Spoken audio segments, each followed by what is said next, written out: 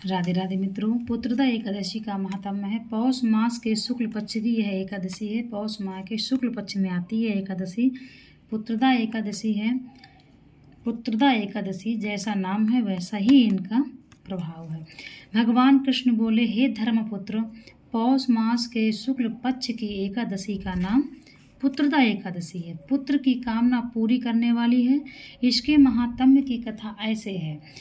एक समय भद्रावती नगरी में एक संकेतमान राजा राज्य करता था। उसकी स्त्री का नाम शैव्या था। विश्व विभूतियों से भवन भरा था। द्वार पर चिंतामणियों का प्रकाश था, परंतु राजा की आंखों में अंधेरा सा प्रतीत होता था, कारण कि उसके पुत्र नहीं था और वह स्वर्ग के सुखों का नरक समान कहता था। पुत्रेष्ठी यज्ञ हजारों किए, परंतु सफल ना हुआ। देवताओं को लाखों प्रणाम किए, आशीर्वाद एक भी ना मिला। बेचारा हार गया और बुरे बुरे विचार करने लगा। क्या करूं, विष खा लूं और भूत बन जाऊं तो अच्छा है, परंतु यह चिंता अच्छी नहीं। फिर विचार करने लगा कि आत्मघात करना महापाप है। इस चिंता से छूटने का उपाय वनवासियों से जाकर पूछूं।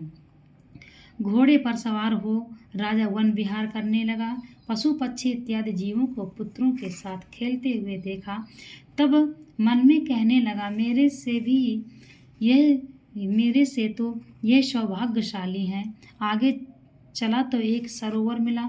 उसमें मछलियां मेढक इत्यादि संतानों के साथ निवास कर रही थीं। विचार किया कि यह भी मेरे से अच्छे हैं। सरोवर के चारों तरफ मुनियों के आश्रम थे।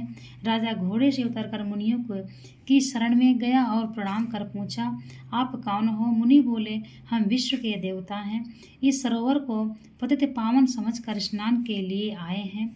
आज पुत्रदा एकादशी का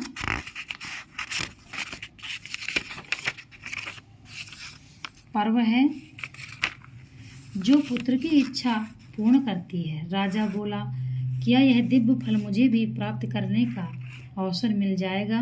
विश्वदेव बोले, हमारी बात सत्य होगी, परीक्षा करके देख लो। राजा ने श्रद्धा से पुत्रदा एकादशी का व्रत कर रात्रि को जागरण किया। प्रातः उठकर भवन को चला गया। 9 मास के बाद उसके पुत्र उत्पन्न हुआ। राजा को दिल को धैर्य मिला, पितृ भी प्रसन्न हुए। इस कथा को सुनने से भी स्वर्ग मिलता है। कथा को सुनना भी बहुत ही पावन है, इसलिए कथा अवश्य सुने। जय एकादशी माता।